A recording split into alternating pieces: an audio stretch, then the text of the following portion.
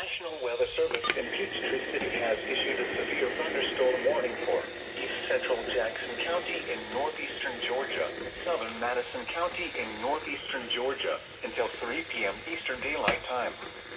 At 2:09 p.m. Eastern Daylight Time, a severe thunderstorm was located over Nicholson, or near Commerce, moving east at 30 miles per hour.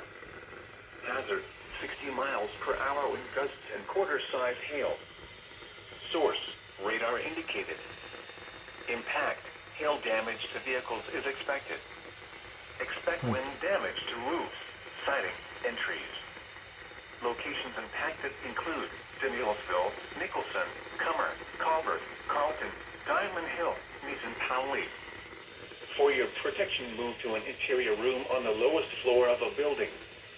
If you see wind damage, hail or flooding, wait until the storm has passed, and then call the National Weather Service toll-free at 1-866-7-634-466 or tweet us your report at NWS Atlanta.